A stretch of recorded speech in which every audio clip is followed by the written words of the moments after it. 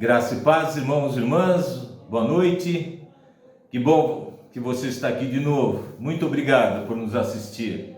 Muito obrigado porque também tenho certeza que você tem convidado seus amigos, parentes para assistir esse nosso culto. Ele fica gravado, então durante toda semana você pode assistir.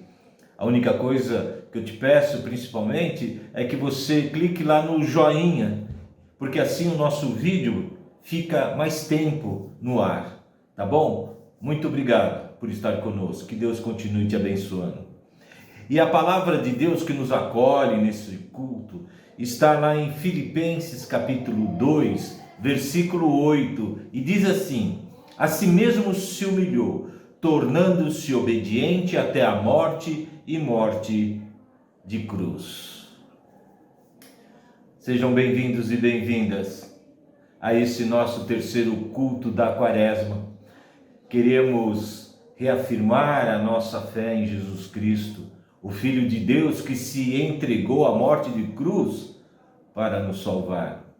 A humilhação a qual ele se sujeitou não foi em vão, mas sim nos concedeu e concede a cada dia nova vida, novo ânimo para seguir, principalmente servindo a Deus em amor e obediência. Que a graça e o amor bondoso de Deus seja conosco. Amém. Vamos ouvir um cântico? Vamos adorar o Senhor juntos.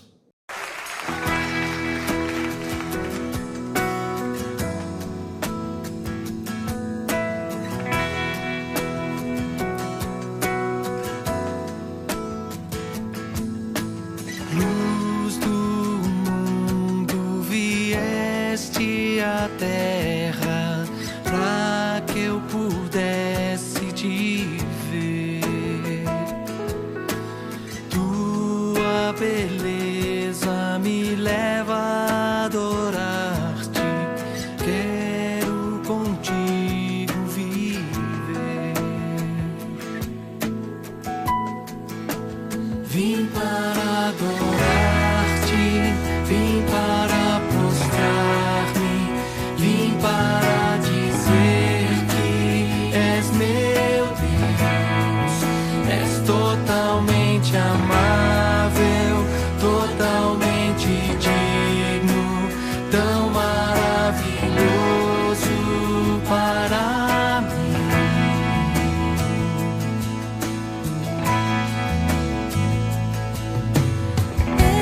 Eterno Rei, exaltado nas alturas, glorioso nos céus, humilde vieste à terra que criaste, por amor pobre se fez.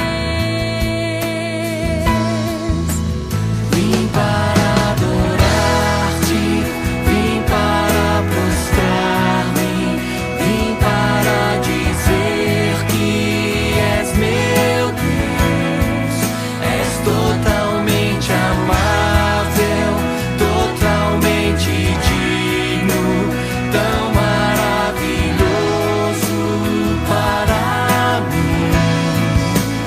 Vim para adorar-te, vim para prostrar-me, vim para dizer que és meu Deus, és totalmente amável, totalmente digno, tão maravilhoso para mim.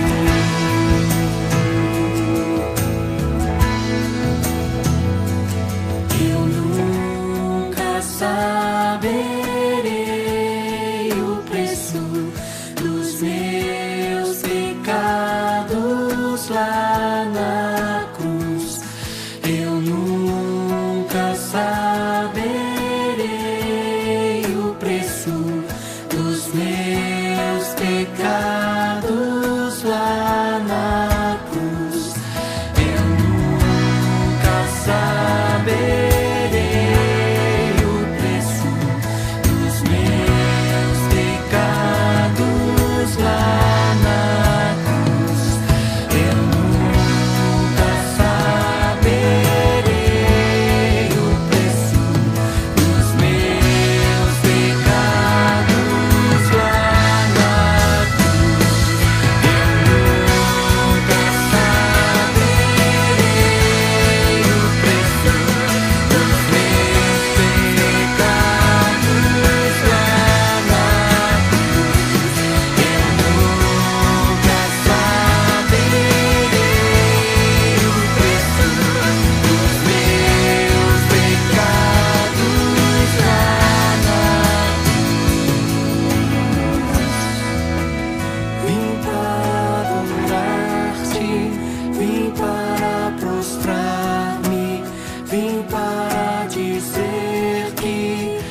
meu Deus, és totalmente amável, totalmente digno, tão maravilhoso para mim.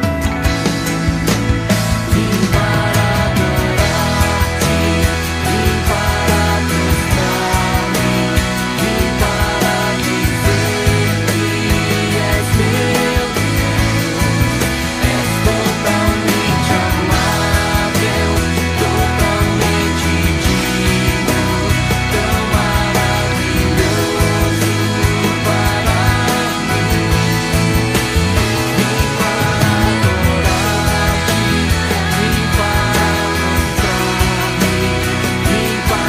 dizer que és meu Deus, és totalmente amável, totalmente digno, tão maravilhoso para mim. Vim para adorar-te, vim para mostrar-me, vim para dizer que és meu Deus, és totalmente amável, totalmente digno, tão maravilhoso para mim. Vim para adorar-te, vim para prostrar-me, vim para dizer que és meu Deus, és totalmente amável, totalmente digno, tão maravilhoso para mim. Vim para adorar-te, vim para prostrar-me, vim para dizer que és meu Deus, és totalmente amável, totalmente digno, tão maravilhoso para mim.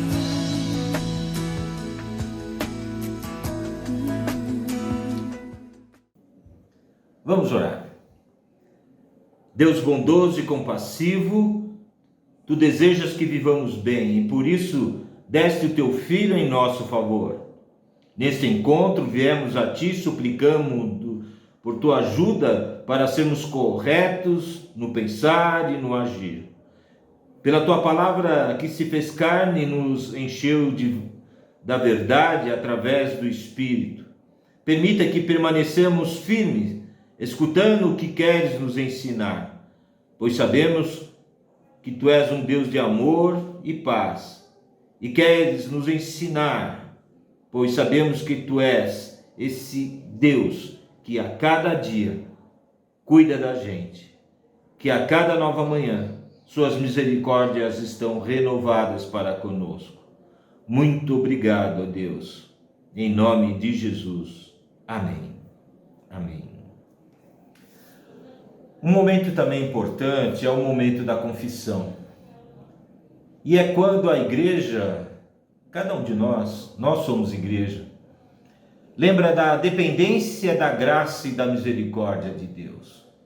Somos chamados a confessar nossos pecados diante do único que pode perdoar e purificar os nossos corações.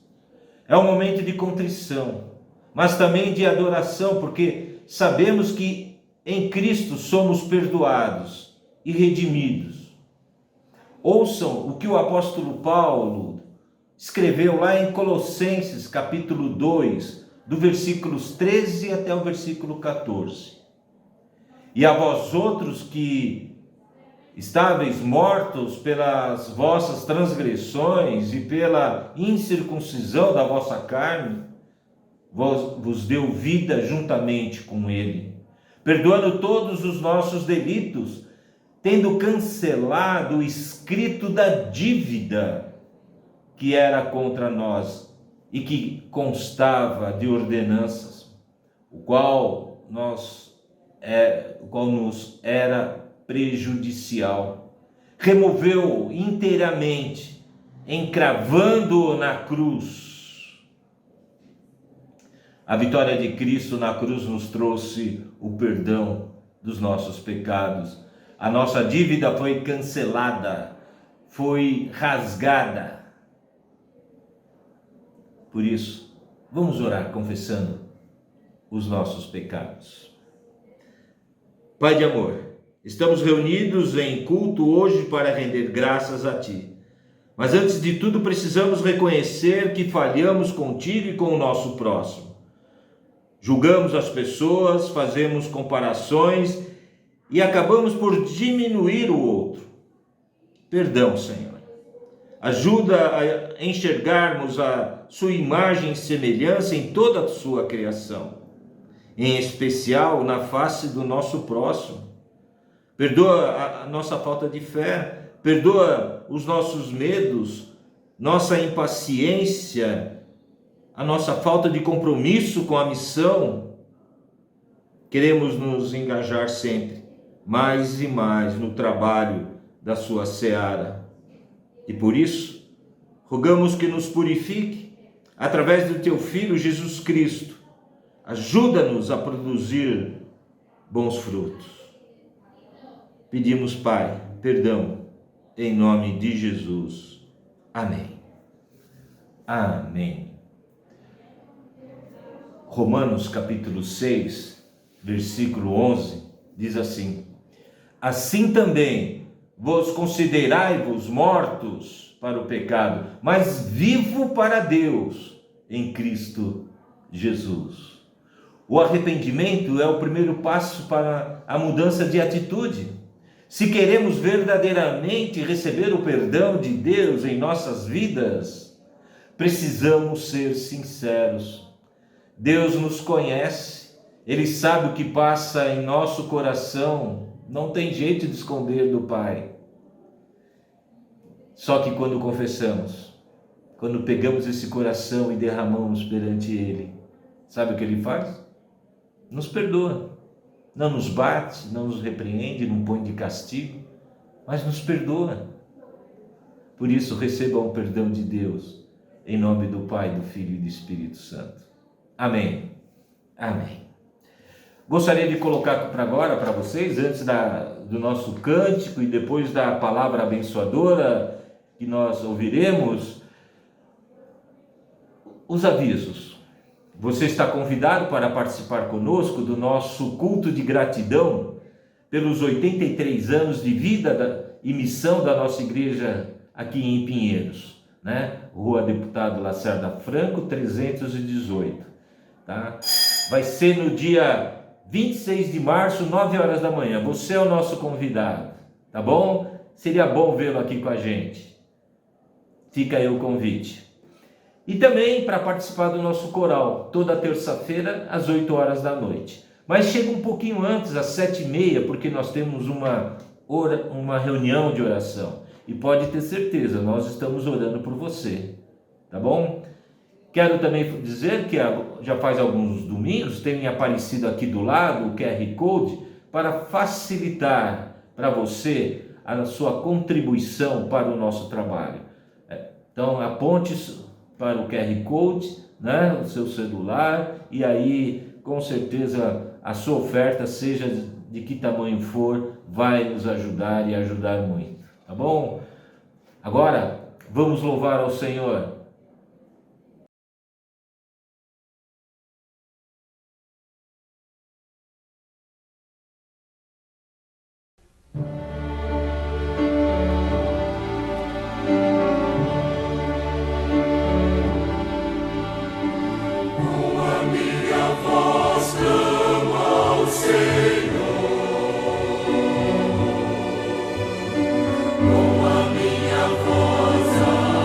Senhor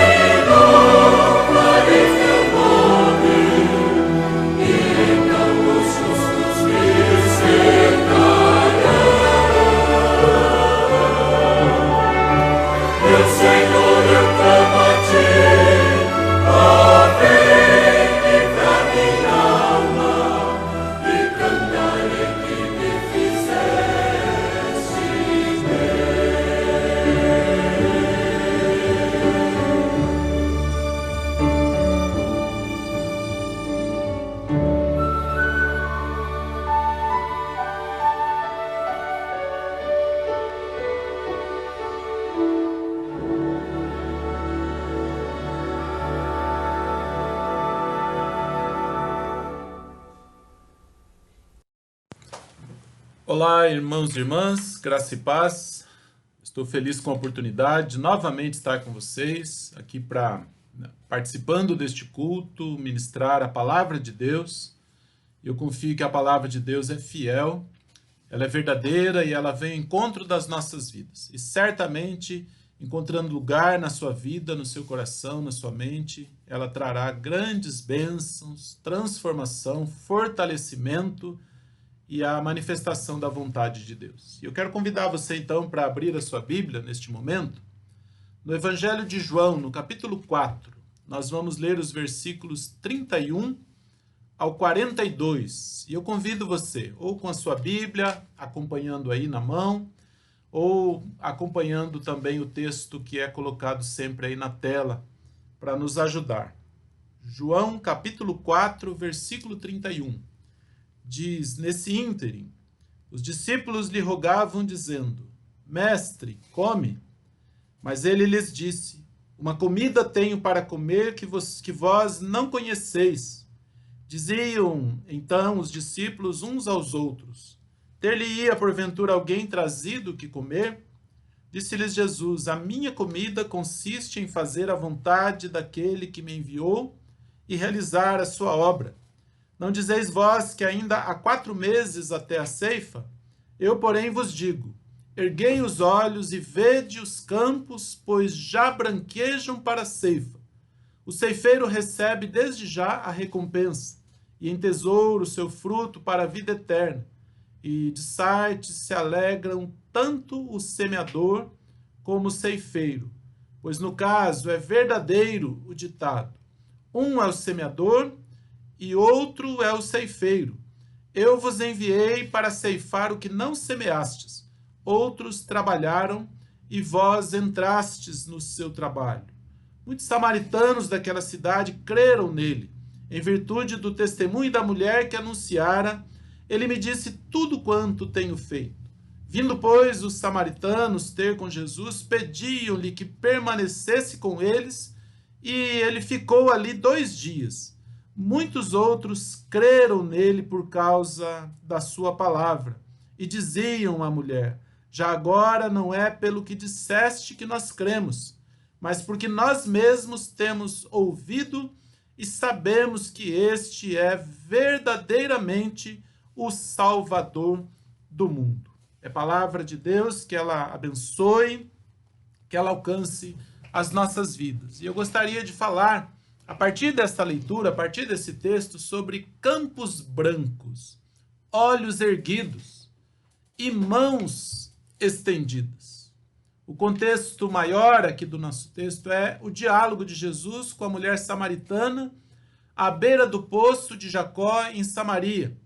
Um lugar que, se Jesus fosse seguir o exemplo dos judeus, ele teria evitado de passar por ali, teria dado uma grande volta e evitado de passar por aquele lugar. Um texto muito rico que pode inspirar muitas pregações. Com esse texto dá para falar sobre a tolerância e acolhimento, sobre a verdadeira adoração, aquela que o Pai deseja e que por isso procura por adoradores que o adorem em espírito e em verdade. Poderia falar também da consideração que Jesus teve com a mulher, aquela mulher samaritana, como também a consideração que Jesus teve com os povos, ou seja, com as pessoas que estavam ali naquela localidade chamada de Samaria, e estender para todas as pessoas que ficam marginalizadas, e todas as pessoas que estão de lado, que estão do outro lado, vamos dizer assim. Então, sem ignorar essas possibilidades, nesse contexto maior, a parte que nós lemos hoje apresenta o diálogo de Jesus com os seus discípulos, especialmente a parte em que ele diz, levantai os vossos olhos, vede os campos que já estão brancos para a ceifa. Versículo 35 que nós lemos. Nos damos conta do nosso chamado, a vocação missionária. Nos deparamos com situações difíceis e de grandes desafios para nós, que precisamos olhar com responsabilidade para esse desafio de Deus para a nossa vida e nosso tempo. E isso não é somente a liderança da igreja, sejam os pastores e pastoras, sejam os coordenadores e coordenadoras de ministérios, de projetos instituídos da igreja. Esse é um desafio de toda a membresia, é o desafio de toda pessoa que segue e que quer seguir a Jesus. Esse desafio de um olhar responsável é para todos, é para mim e é para você também que está ouvindo, que está participando de alguma forma deste culto e desta reflexão neste momento. Aqui no texto, ao convidar seus discípulos e discípulas a erguerem os olhos e perceberem a urgência da missão, Jesus apresenta desafios urgentes e relevantes nesse tempo que nós vivemos. Estava lá falando com os discípulos naquele momento e naquele tempo, mas as palavras de Jesus trazem para nós desafios urgentes e relevantes para o nosso tempo. E a pergunta então é: quais são ou quais seriam esses desafios? O primeiro desafio é encontrado no versículo 34, quando Jesus diz assim: a minha comida consiste em fazer a vontade daquele que me enviou e realizar a sua obra. A afirmação fazer a vontade daquele que me enviou expressa a disposição de Jesus para a obediência. Obedecer à vontade do Pai. O nosso desafio, irmãos e irmãs, não é simplesmente fazer o melhor ou fazer tudo. Não é simplesmente fazer o máximo. O nosso desafio é fazer a vontade do nosso Pai Celestial. E nós sabemos que Jesus foi as últimas consequências em sua obediência ao Pai. Essa é uma condição para o exercício de autoridade ou de obediência. É estarmos debaixo de autoridade e obediência. Como o caso do centurião romano, que é relatado em Mateus capítulo 8, versículo 9, e que disse a Jesus assim: pois eu também sou homem sob autoridade, ou sujeito à autoridade. Tenho soldados às minhas ordens. Digo a este, vai, e ele vai. E a outro, vem, e ele vem. Digo ao meu criado, faze isto, e ele o faz. Aquele homem disse, eu sou homem sob autoridade. E porque ele está sob autoridade, ele tem autoridade. Ele diz, faça, e o que ele diz é feito, porque ele tem autoridade. E nós, irmãos e irmãs, como ceifeiros da seara do Senhor, nós precisamos aceitar o desafio da obediência. Obedecer ao Pai que nos enviou. E também atender à liderança das pessoas que Deus tem colocado para nos ajudar, para nos orientar, para também dar um norte para as nossas vidas. Então guarde esse primeiro desafio, obedecer ao Pai. Obedecer assim como Jesus teve disposição para obedecer. Ele disse, a minha comida consiste em fazer a vontade daquele que me enviou e realizar a sua obra. E aí nós chegamos então no segundo desafio, que também é muito importante. Ele aparece como imperativo nas palavras de Jesus, no versículo 35, quando ele disse assim, erguei os olhos e vede os campos, pois já branquejam para a ceifa. O desafio de erguer os olhos, olhar à frente, o desafio de ver a realidade. A nossa tendência é olharmos para nós mesmos, para as nossas questões particulares, momentâneas, olhar para as nossas próprias necessidades. Mas com essas palavras de Jesus, nós somos desafiados e desafiadas a olhar adiante, a olhar acima, a ver os campos que já estão brancos, ou seja, uma forma de dizer o campo já está maduro, o fruto está maduro, está preparado para ser colhido. Nossa condição de ceifeiros e ceifeiras só faz sentido no campo onde estão os grãos, as espigas, os frutos maduros para serem colhidos. Possivelmente no trajeto dos discípulos de Jesus até a cidade, eles tenham passado por plantações e de repente eles estavam ali conversando sobre o tempo da colheita e dizendo, como disse Jesus, vós dizeis que ainda há 4 meses até a ceifa ou até a colheita.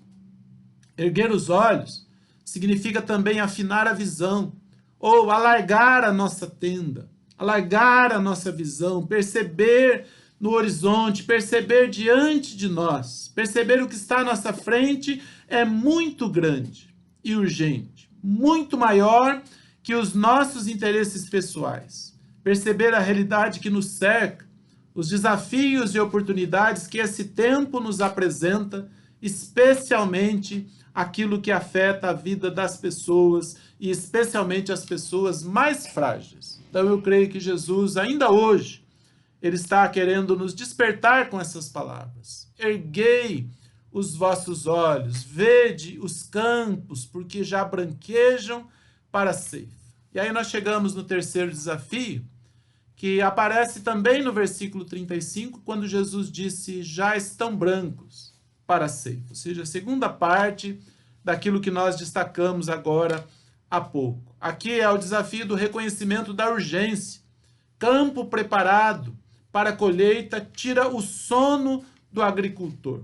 Se os grãos, se as espigas, se os frutos não forem colhidos, poderão ser perdidos. Os pássaros podem comer, o vento pode derrubar, a chuva pode estragar. O fruto maduro precisa ser colhido e precisa ser guardado. E Jesus está dizendo para os discípulos, olhem os campos, ergam os olhos e vejam, os campos estão brancos, estão preparados para a colheita. E Jesus quer que nós olhemos para a realidade adiante de nós, a vida das pessoas, esse momento que nós vivemos, e assim a gente possa perceber essa realidade urgente. É o tempo da colheita, é o tempo de fazer aquilo que possa possibilitar que esses frutos sejam guardados, que eles sejam protegidos, que eles estejam na casa do Pai. Enquanto muitos estão dizendo ainda 4 meses até a ceifa, Jesus disse, erguei os olhos e vede os campos, já estão brancos para a ceifa. E aqui a gente lembra um cântico antigo, eu cantei muito esse cântico na minha infância.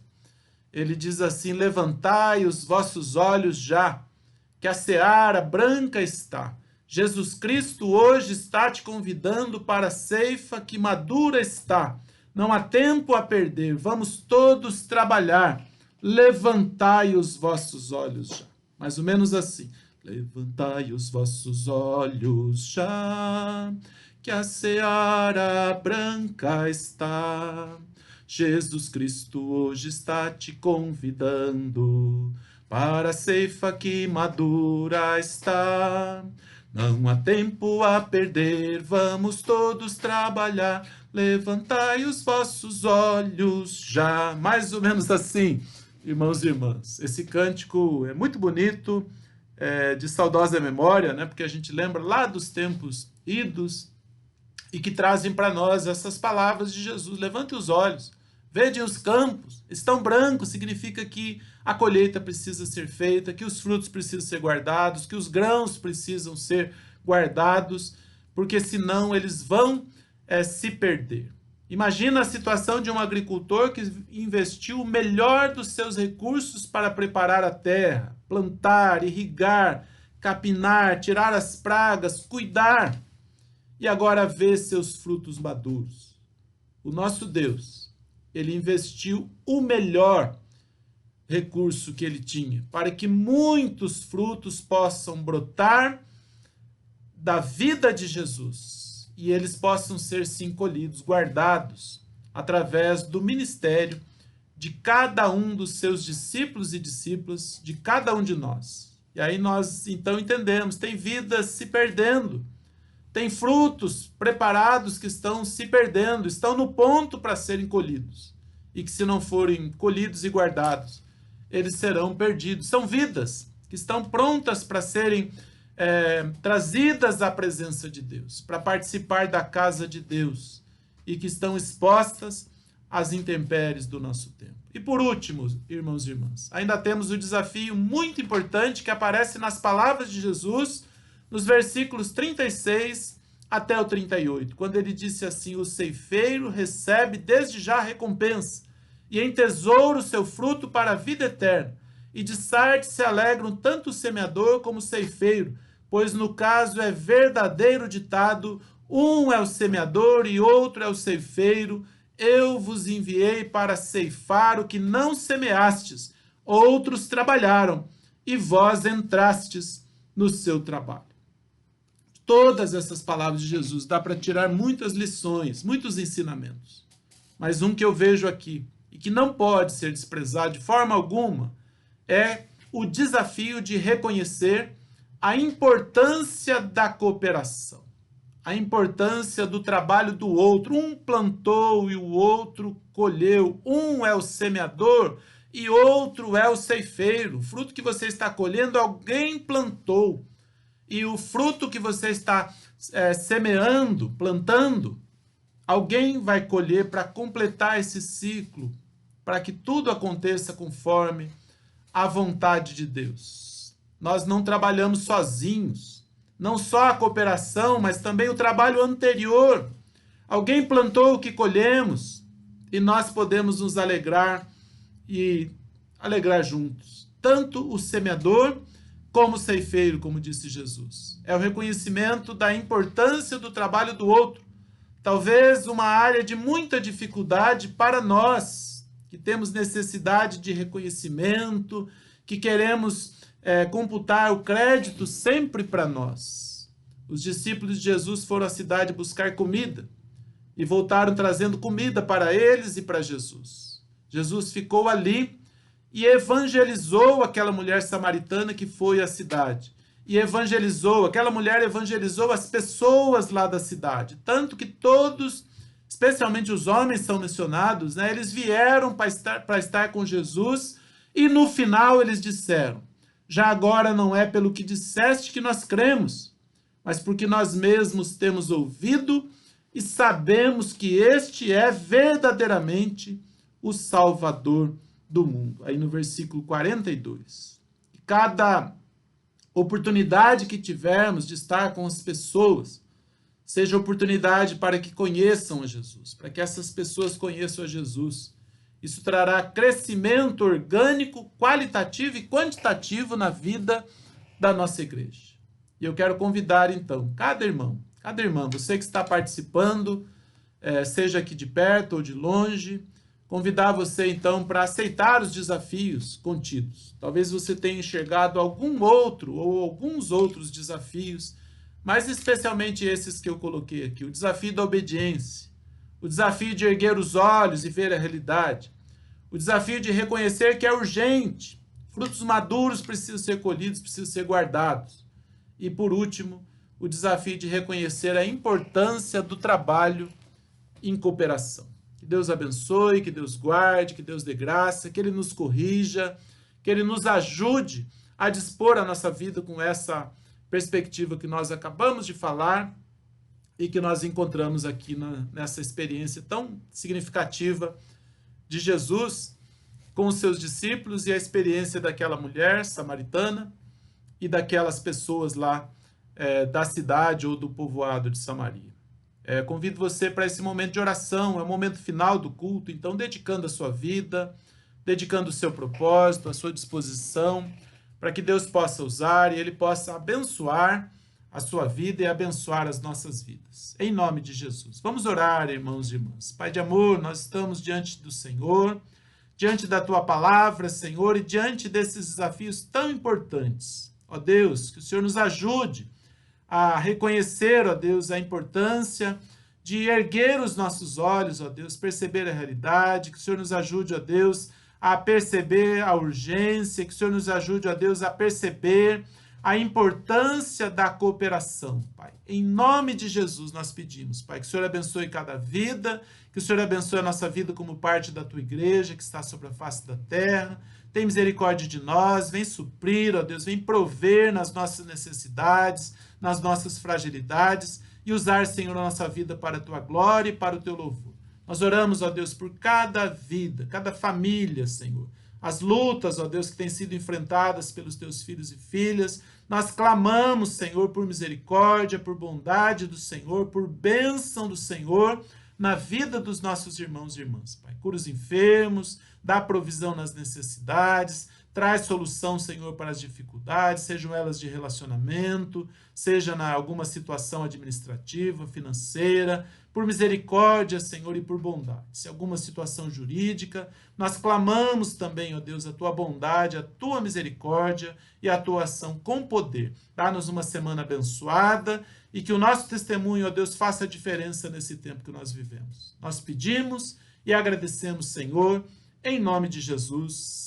Amém, Senhor. Amém. Vamos receber a bênção, irmãos e irmãs. Que a graça do Senhor Jesus, que o amor de Deus, nosso Pai, que a comunhão, que a consolação e que o poder do Espírito Santo de Deus, que seja sobre nós, que seja sobre todo o povo de Deus, sobre a face da terra, hoje e sempre. Amém, amém, amém. Que nós tenhamos uma semana abençoada, irmãos e irmãs, que seja na presença de Deus e que a nossa vida seja para a glória e o louvor do nosso Deus. Em nome de Jesus. Amém.